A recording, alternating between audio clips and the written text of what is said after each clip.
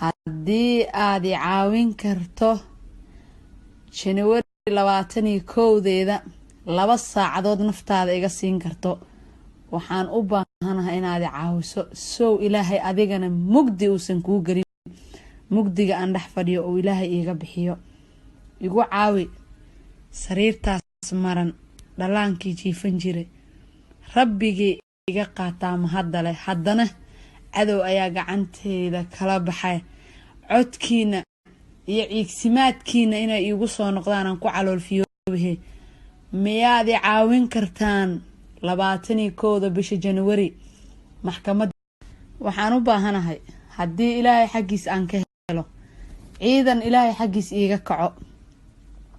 100 qof walaashaydii bilooyinan mugdigan ku jiraa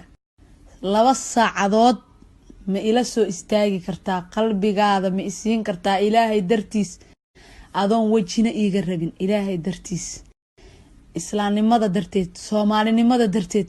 ilmaha Soomaaliyeed ee aan gacan xaq daran lagu qaatay codsigaada ama codkaada ama calooshaada nugul ee qalbigaada duceynayo bal inuu ilaahay ducada akid ilaahay inuu ka dhigo adduunka dhanaan duca ka codsana laakiin waxaan gaar ahaan yaafla maxkamadda ku taalo reesto kale maqaar baan isla hadalna faamiila obsaala sidoo kale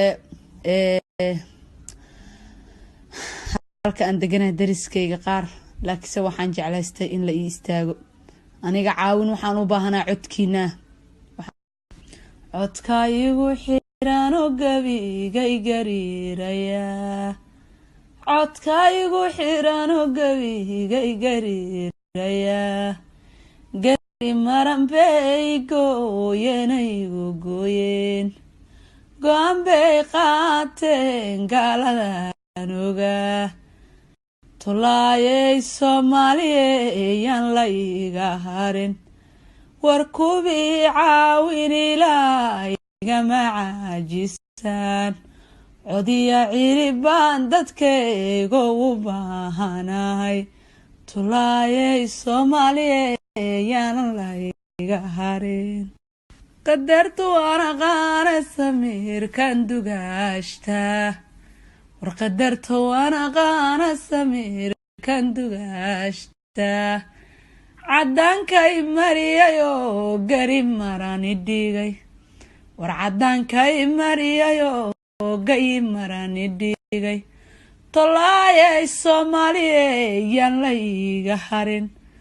tolaayay Soomaaliyeeyaan la iga tagin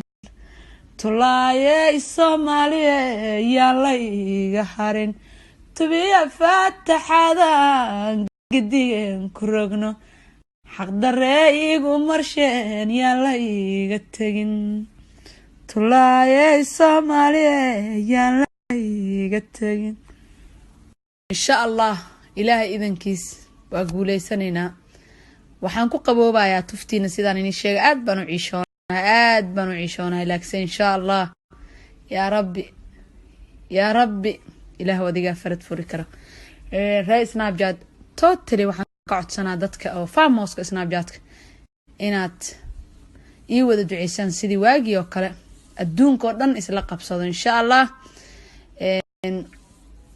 halkaas universal oo ila soo xiriirtaan ana akhbaar u dirsan doono insha Allah qofka Stockholm ka shisha ma ka imaan karo saan isleeyahay aniga dhibay ku tahay iyo Burlanga ka shisha labaas yaafle way noo dhaxaysaa anaka irey Burlanga oo isku imaan karnaa faaluun sidoo kale alxamdulillah waxaan helay dad laakiin ka dhabeeya ilaahay baan iigu dhaariyay bilaa caleek ka dhabeeya yuuna noqonin iska hadal biliis haddaad xanuunkayga dareemayso waa sheer gareysan kartiin waa qaadan kartaan tola ayay Soomaaliya markaan dhahay Soomaaliya oo dhan aan wacday ducaan u baahana ma u baahni aniga